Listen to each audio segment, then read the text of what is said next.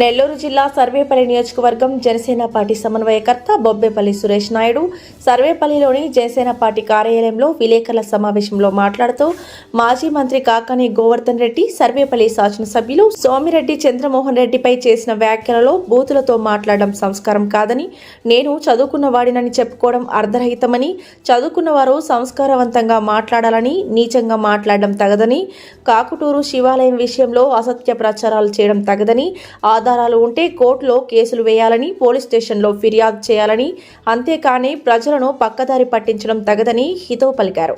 సర్వేపల్లి నియోజకవర్గంలో అభివృద్ధిని చూడలేక అసత్య ప్రచారాలు చేస్తున్నారని విమర్శించారు. ఈ కార్యక్రమంలో సందూరి శ్రీహరి, సందీప్, సుబ్రహ్మణ్యం తదితరులు పాల్గొన్నారు.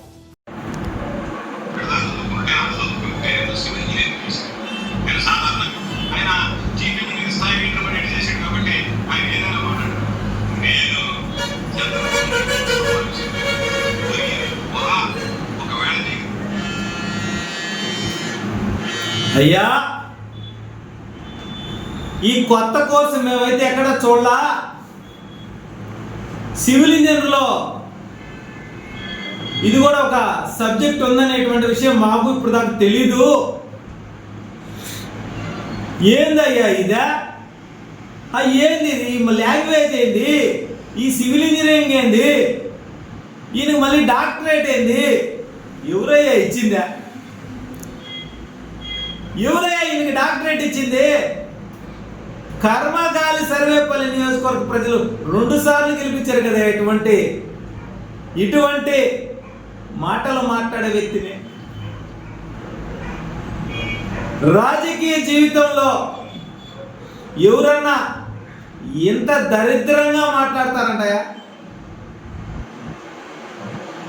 ఏందయ్యా ఇదే? మేమేడా చూడలా, మేమేడా ఇన్లా, మాకు తెలిసి మేము ఇన్లా. సివిల్ ఇంజనీర్ అంటే ఆయన పెద్దోళ్ళు చెప్తుంటారు ఊర్లలో, మా పల్లెటూర్లలో, చదువెందుకు సంకనాకన, సంస్కారం లేని మాటలు మాట్లాడలేని, సంస్కారం లేని హీనుడిని గురించి ఇటువంటి వ్యక్తులు సమాజానికి అవసరం లేదు. 10 బర్రెలు మేపుకుంటే పాలిస్తాయి, పెరిగిస్తాయి, మజ్జిగిస్తాయి, వాటితో బతకొచ్చు. ఇలాంటి దిగజారుడు మాటలు మాట్లాడుతున్నాడయ్యా ఈ కాకాని గోవర్ధన్ రెడ్డి.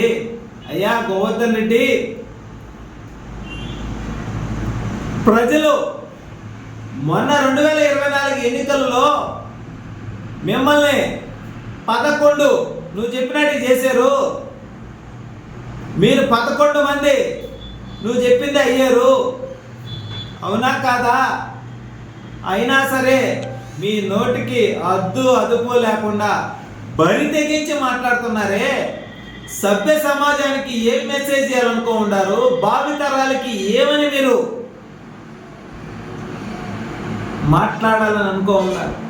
ఎంత దిగజారుడా! ఏదైనా వాస్తవం ఉంటే, అవినీతి జరుగుంటే కోర్టులు ఉన్నాయి, చట్టాలు ఉన్నాయి, పోలీసు వ్యవస్థ ఉంది.